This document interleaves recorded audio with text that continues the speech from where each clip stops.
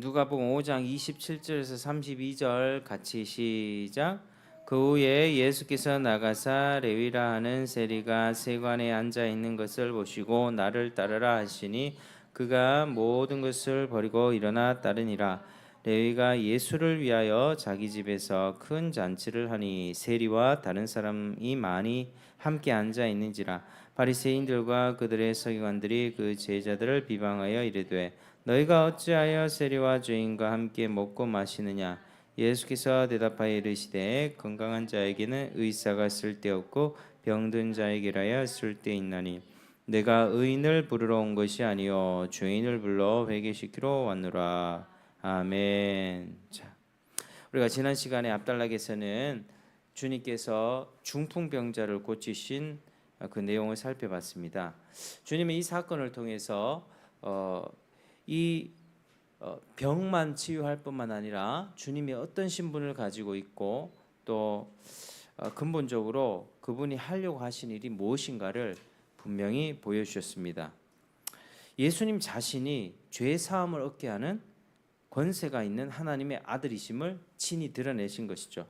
그래서 이로써 예수님이 하나님 나라를 전하시고 병으로 고통하는 자들을 치료하시는 이 일이 실제로는 죄 사함의 은혜를 베풀어서 인류의 가장 근본적인 죄 문제를 해결하실 것을 보이고자 하신 것입니다. 자, 오늘 본문은 이런 사실을 좀 더 분명하게 확인하는 또 다른 사건을 기록하고 있습니다. 우리가 한번 살펴보겠습니다. 중풍병자를 고치고 난 후에 예수님께서는 그곳에서 나오시다가 이 누구를 보았죠? 레위라고 하는 이 사람의 직업은 뭡니까? 세리죠, 세리. 레위라고 하는 세리가 세관에 앉아 있는 것을 우리 주님이 보셨습니다. 우리 예수님께서 그에게 말씀하시기를 나를 따르라 하시니 나를 따르라 하시니까 28절 어떻게 됐습니까? 그가 모든 것을 버리고 일어나 따르니라. 모든 것을 버려두고 일어나 예수님을 쫓았다. 그의 직업과 그의 가족들, 그의 소중한 것들 다 내려놓고 주님을 즉각 쫓았다라고 하는 것입니다. 그러니까 예수님의 부르심을 받고 모든 것을 버려둔 채 따라 나선 베드로처럼 이 세리 레위도 이전 생활을 완전히 버리고 그리스도와 함께 시작하는 새로운 삶에 자신을 맡기면서 따라 나섰다라고 하는 것입니다.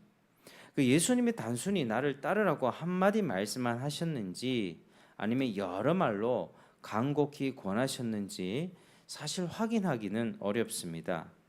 레위가 이전에 예수님에 대해서 간접적으로 듣거나 아니면 직접 예수님의 가르치심을 들어 이미 많은 것을 알고 있었는지에 대해서도 사실 확인할 수가 없습니다. 또한 그가 예수님의 부르심을 구체적으로 어떻게 이해하였는지도 기록되어 있지 않으므로 알 수가 없습니다. 그러나 한 가지 분명한 게 있습니다. 그것이 뭐냐면 레위는 예수님의 부르심을 이 예수님 안에서 새롭게 시작되는 그런 삶을 큰 기쁨으로 받아들였다는 사실입니다. 이전의 삶은 다 뒤로 한 채 예수님 안에서의 이 삶을 아주 기쁘게 즐거움으로 받아들였다. 이게 확실한 사실입니다. 자, 이것은 그가 집에서 큰 잔치를 벌인 것에서 잘 알 수가 있죠. 자, 예수님의 부르심 그리고 그 안에서 시작되는 새로운 삶 이렇게 기뻐할 만한 복된 것으로 이해하고 받아들인 것입니다. 그가 얼마나 기뻐했습니까? 얼마나 기뻐했는지 수많은 세리들을 초청했다는 것에서 우리가 그 사실을 확인할 수 있습니다. 여러분 당시 세리는요 어떤 취급을 받았냐면 반역 죄인으로 취급을 받았습니다. 세리가 뭐 하는 사람이죠? 세금을 거두는 사람입니다. 세금. 근데 로마 황제에게 이 세금을 걷어서 바치는 사람이었는데 세금을 정해진 금액보다 더 많이 걷었던 거죠. 그래서 사람들에게 세금을 거두면서 더 많이 걷어서 자기 주머니에 넣고 그렇게 로마 황제한테 세금을 갖다 줬으니 유대인들로 봐서는 유대 민족들이 봤을 때는 저 세리라고 하는 사람이 동족들의 피를 빨아먹는 아주 악한 자들이다, 반역자들이다, 배신자다 이렇게 생각했던 것입니다. 그래서 레위는 이 예수님이 부르셨을 때 기쁨으로 따랐고 모든 사람들로부터 너는 배신자야, 민족의 반역자야, 이 쓸모없는 인간아 라고 욕을 먹었겠지만 그 정죄와 비난에서 벗어나는 자유를 느꼈고 그 은혜를 누구와 나누길 원했는가? 바로 동료들과 나누길 원했던 것입니다. 그 은혜는 따라 하시겠습니다. 죄사함의 기쁨, 죄사함의 기쁨. 그러니까 죄로부터 돌이켜 회개한 기쁨이었습니다. 과거에 악한 짓을 하고 부과된 것보다 더 많이 거두어서 자기의 만족과 유익을 구하며 살았던 동족들을 배신하면서 동족들에게 고통과 괴로움을 주면서 그렇게 살아갔던 그런 과거의 삶에서 돌이켜서 회개한 기쁨이 그에게 있었다는 것이죠. 그리고 그가 예수님 안에서 새롭게 시작한 삶은 죄로부터 자유한 삶이었습니다. 또한 그리스도께서 인도하시는 거룩한 삶, 그가 걸어가시는 거룩한 삶을 따르는 것이었습니다. 자, 이 자리에 예수님과 제자들이 참석해서 세리들과 함께 먹고 마시는 것을 본 바리새인들과 서기관들은 서로 수군거리면서 제자들에게 말을 합니다. 자, 어떻게 말합니까? 자, 30절 같이 읽어보겠습니다. 시작. 바리새인과 그들의 서기관들이 그 제자들을 비방하여 이르되 너희가 어찌하여 세리와 죄인과 함께 먹고 마시느냐 이렇게 얘기했던 거죠. 따졌던 것입니다. 너희는 어찌하여 죄인들과 가까이 어울리냐? 너희가 죄인을 가까이 하니 너희도 죄인들과 한 부류 아니냐라고 따지는 질문이었습니다. 이에 예수님이 어떻게 대답하셨습니까? 건강한 자에게는 의사가 쓸데없고 병든 자에게라야 쓸데있나니 내가 의인을 부르러 온 것이 아니요 죄인을 불러 회개시키러 왔노라. 주님이 이렇게 답을 하셨던 것입니다. 그러니까 우선 주님께서 죄인들을 찾으시며 그들과 함께 가까이 교제하시는 것은 예수님이 죄를 좋아하시거나 죄를 가볍게 생각해서가 아니라 영적으로 병든 자를 고치시는 영혼의 의사로서 하시는 일임을 밝히셨습니다. 그분은 그저 사랑이 들끓는 분이어서 죄 같은 것을 가볍게 생각한 것이 절대로 아닙니다. 예수님 누구보다 더 이 죄의 심각성과 무서움을 가장 잘 아시는 분이셨습니다. 그런 죄인을 불쌍히 여기는 그의 사랑 때문에 가장 혹독하고 비참한 죽임을 당해야 한다는 것을 누구보다도 잘 알고 있었습니다. 그리고 예수님이 십자가 실제 죽으실 때에 죄에 대한 저주를 받을 때 그 죄로 인해서 하나님 앞에 버림받는 그 벌을 너무나도 부담스러워하셨고 싫어하셨습니다. 예수님은 죄의 무서움을 누구보다도 죄가 가져다 오는 그 비참함과 그 수치를 누구보다도 잘 아시는 분이었습니다. 그럼에도 불구하고 죄인을 찾으시면서 그들과 가까이 하신 것은 죄인을 부르기 위해 보내심을 받았기 때문이죠. 또한 죄의 무서운 대가를 치르는 것도 마다하지 않으실 만큼 죄인을 불쌍히 여기시고 사랑하셨기 때문이었습니다. 자, 그러나 그들을 사랑하기 때문에 그들의 죄를 문제 삼지 않고 다 괜찮다, 모든 거 다 괜찮다 덮어버리고 식사하고 교제만 한 것이 아닙니다. 그들이 죄를 더 짓든지 않든지 하나님과의 교통과 사귐에 아무런 영향이 없다고 생각하신 것도 아니었습니다. 그는 죄인들에게 가까이 가서 어떻게 죄인을 부르셨고 회개케 하여 죄에서 돌아서게 하여 그들을 치료하고자 하셨던 것입니다. 죄의 문제를 그냥 쉽게 간과한 것이 아니라는 것이죠. 그런 죄인에게서 죄를 치료하는 또 죄를 제거하는 영적 의사로서 그들을 가까이 하셨다는 것입니다. 따라서 예수님의 치료를 받아서 죄에서 돌이킨 자, 회개한 자만이 그리스도를 따르며 그와 진정한 영적인 교제 안으로 들어갈 수 있었습니다. 죄로부터 자유하라는 예수님의 부르심을 거부하고 그분의 영적인 치료를 거부하고 회개치 아니한 자는 이런 영적 교제 안으로 들어가지 못하였으며 그들 스스로가 등을 돌려 떠나버렸습니다. 근데 예수님의 영적 치료를 거부한 자들 중에는 매우 특이한 자들이 있었는데 이들은 스스로를 의롭다 여겼던 자들이었습니다. 여러분, 사실 스스로 의로운 자에게는 예수님이 필요치 않습니다. 참으로 의를 소유한 자라면 자신의 의로 영생에 들어갈 수 있으니 죄 사함을 통한 구원이 필요치 않는 것입니다. 죄인을 고쳐 영생에 이르게 하시는 예수님이 굳이 필요치 않는 것입니다. 자, 이런 예수님은 죄인에게나 필요한 것입니다. 자, 예수님께서는 이런 뜻으로 말씀하시기를 나는 의인을 부르러 오지 않았다, 그렇게 말씀하셨습니다.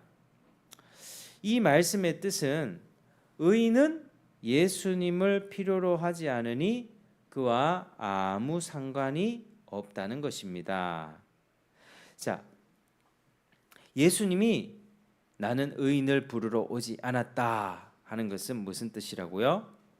의인은 예수님을 필요로 하지 않으니 아무 상관이 없다는 것입니다.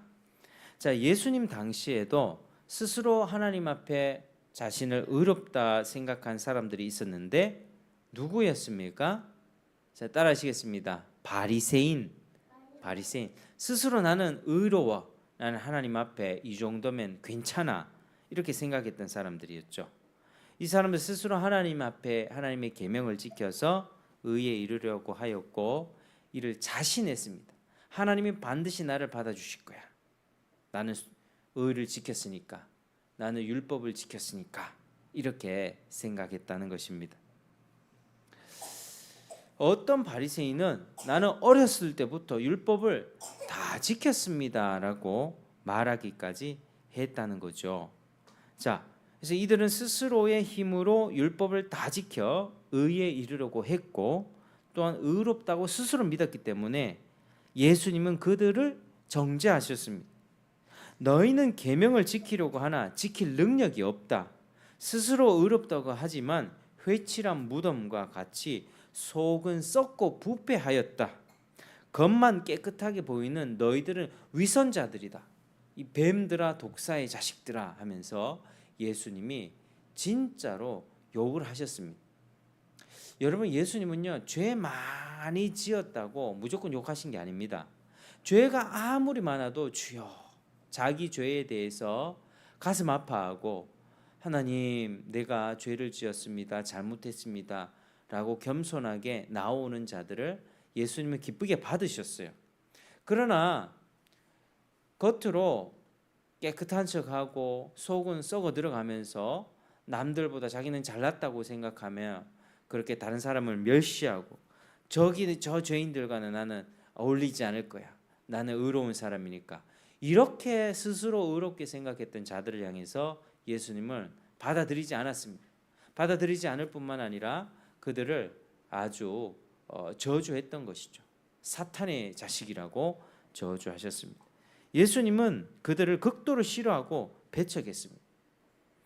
세상 사람들, 예수님께 세상 모든 사람들 다 사랑하는 것 아닙니다. 사랑해서 기회를 주시지만 자기가 의롭다고 생각하고 자기가 잘났다고 생각해서 나는 예수님 필요 없어요 하는 사람들은 우리 주님이 미워하시는 것입니다.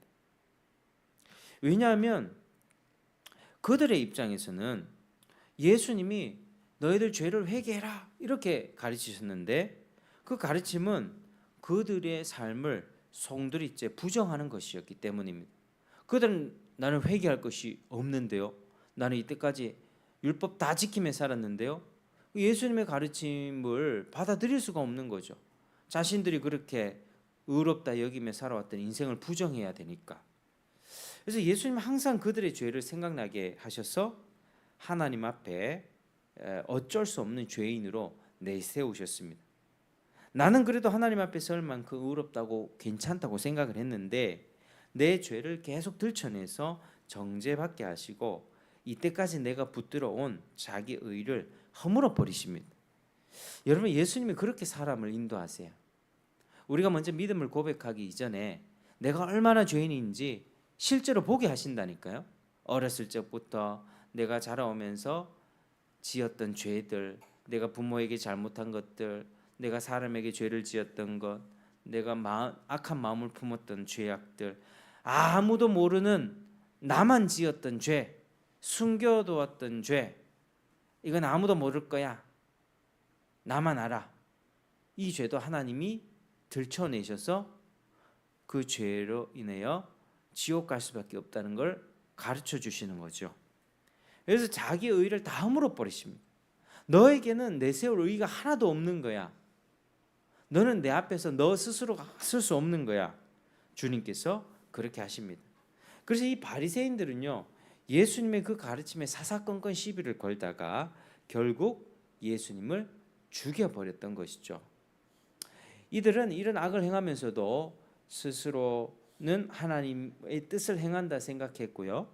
실상 이들은 그들의 비참함을 일깨워서 영생에 이르게 하고자 하시는 예수님의 은혜로우신 부르심을 배척하고 스스로 의롭다고 생각하는 자기 기만, 자기를 속였다는 거죠. 자기는 실상 정직하게 보면 깨끗하지 않은데, 더러운데, 죄가 있는데 나는 깨끗한 사람이야. 스스로 속여 스스로의 자기 기만 속에서 멸망하고 지옥의 자식이 될 수밖에 없었던 불행한 인생들이었습니다. 여러분, 오늘 말씀을 통해서 우리가 예수님 앞에 나아가고 회개하고 새로운 삶을 찾는 것은, 사는 것은 참 쉬운 일이 아님을 알 수 있습니다. 그 삶을 막는 가장 큰 적이 무엇입니까? 그 가장 큰 적은 외적인 게 아니라 바로 우리들의 마음속에 있습니다. 자기 안에 자리 잡은, 자, 따라 하시겠습니다. 자기의. 그러니까 자기의가 뭐라고요? 내 스스로 의롭다. 나는 죄가 없다. 나는 착한 사람이다. 라고 생각하는 게 문제라고요. 사람이, 우리 창세기 때 사람이 하나님 앞에 죄를 범했잖아요. 죄를 범하고 난 다음에 하나님이 부담스러워지기 시작했습니다. 그전에는 하나님이 너무 좋았습니다. 하나님과 함께 교제하고 하나님과 대화하면서 하나님이 주신 이 세상을 경작하고 다스리며 그렇게 살아갔었는데, 하나님 앞에 죄를 범한 순간 하나님이 부담스러워져서 수치와 두려움으로 하나님의 낯을 피하기 시작했습니다. 여러분, 도둑놈이 이래 길가에 지나가다가 경찰차를 보면 반응이 어떨까요? 숨어버리겠죠. 도둑인데 지나가다 경찰차가 뭐 왠지 걸릴까봐 피한단 말이에요. 왜? 내가 죄가 있으니까. 그러니까 사람이 죄를 딱 짓는 순간 하나님은 어떻게? 하나님을 피해버렸다는 것입니다. 그리고 범죄한 사람이, 하나님이 사람을 불러서 결국엔 서게 됐을 때 그들의 벌거벗음과 수치를 가리려고 무슨 나무 잎으로 가렸습니까? 무화과 나무 잎으로 자신들의 수치를 가렸던 것이죠. 여러분, 이 무화과 나무 잎이 의미하는 게 뭡니까? 자기의입니다. 자기의. 무화과 나무 잎이 바로 하나님 앞에 자신의 수치를 자기 노력으로 가리려는 자기의죠. 자기의. 하나님 앞에 이 정도면 될까? 하나님 앞에 이만큼 헌금하면 괜찮지 않을까? 나 이때까지 나쁜 짓 100개 했으니까 앞으로 나쁜 짓 최소한 101개 정도 하면 괜찮지 않을까? 이렇게 생각하는 거예요. 그게 아니라고 하는 겁니다. 이 무화과 나무 이파리로 가렸잖아요. 이거 나무 이파리 어떻게 며칠, 일주일, 2주일 지나면 어떻게 될까요? 계속 싱싱하게 남아 있을까요? 말라서 죽어버리죠. 여기도 식물이 있는데 물을 잘 먹지 못한 이파리는 어떻게 되죠? 누렇게 돼서 죽습니다. 무화과 나무 잎은요, 결국 자기의 노력은 아무런 소용이 없다. 하나님 앞에 서기 위해서 내가 가렸던 것은 결국에는 말라 죽게 된다는 것입니다. 그래서 우리 하나님께서는 그 자기 의로 하나님 앞에 가렸던 그 인생 가운데 복음을 제시하시고 또 죄의 대가를 치르게 하시면서 그 여자의 후손을 보내주셔서 이 모든 죄를 해결하겠다. 사탄을 완전히 멸망시키겠다 약속하셨습니다. 이 약속을 믿은 그들에게 무화과 나무 잎이 아니라 무슨 옷을 허락해 주셨습니까? 가죽 옷을 허락해 주셨습니다. 가죽 옷. 그러니까 무화과 나무 잎은 자기 의를 뜻하고요. 가죽 옷은 하나님이 입혀 주시는 그리스도의 옷을 뜻합니다. 가죽 옷을 만들려면 어떻게? 짐승을 죽여야 되잖아요. 짐승을 죽여서 피를 흘려야만 가죽 옷을 입을 수 있기 때문입니다. 그래서 이 아담과 하와가 입었던 가죽 옷은 예수 그리스도의 옷을 뜻합니다. 하나님이 친히 입혀주시는 의의 옷. 여러분 우리가 이것을 기억해야만 합니다. 범죄한 인간은요 하나님을 일단 피합니다. 그리고 자기 마음대로 살아갑니다. 하나님 앞에 설 때를 대비해서 무언가 자기 노력으로 무화과 나무 이파리 같이 결국에는 말라 없어질 수밖에 없는 그 이파리로 자신의 몸을 치장한다라고 하는 것이죠. 자기 의를 쌓는다. 바리새인들이 여기 극도로 그랬던 사람. 하나님의 의를 무시하고 자기 의만 추구하면서 스스로 의롭다고 생각했던 것입니다. 그 결과 어떻게 됐습니까? 예수님이 어떤 의사로 오셨습니까? 영혼을 치료하는 의사로 오셨지 않습니까? 영혼을 치료하는 의사이신 예수님을 거부하고 치료를 받지 못해서 멸망길로 떨어져 버렸다라고 하는 사실입니다. 사랑하는 여러분, 자기 의는요 하나님 앞에 아무런 소용이 없고 도리어 하나님의 진노만 초래할 뿐이다라는 사실을 깨달으시기 바랍니다. 이사야 64장 6절은 이렇게 되어 있습니다. 따라하시겠습니다. 대저 우리는 다 부정한 자 같아서 우리의 의는 다 더러운 옷 같으며 아멘.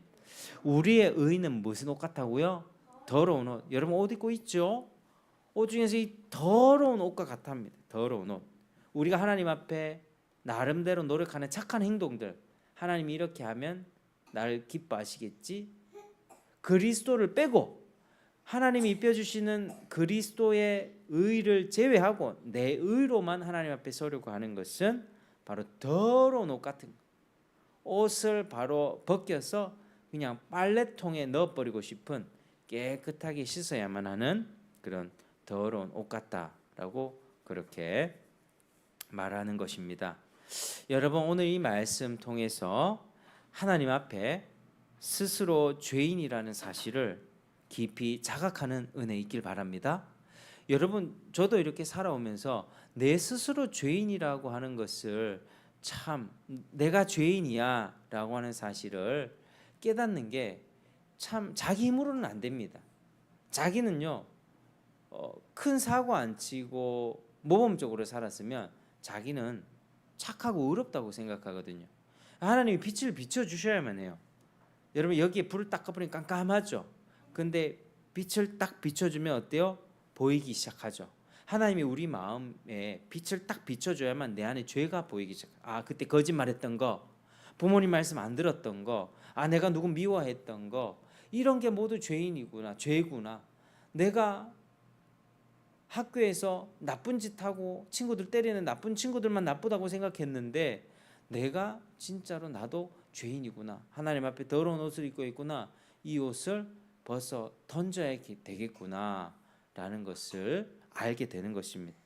내가 심각한 병 걸린 환자라고 하는 사실을 깨닫는 그런 은혜가 우리에게 있길 바랍니다. 여러분 이게 먼저 자각이 돼야 돼요. 내 죄가 자각이 되고 이 죄 때문에 난 지옥 가겠구나. 이 자각 없이는 그리스도를 향한 믿음으로 넘어갈 수가 없어요. 나는 하나님 앞에 죄인이야. 나는 죽을 죄인이야. 나는 이 지옥 형벌에서 피하고 싶으라고 하는 이 간절함 없이는 예수님을 안 붙잡는다니까요. 그러니까 여러분 오늘날 교회에서 우리가 먼저는 죄를 자각하는 은혜가 있어야 되는 거죠.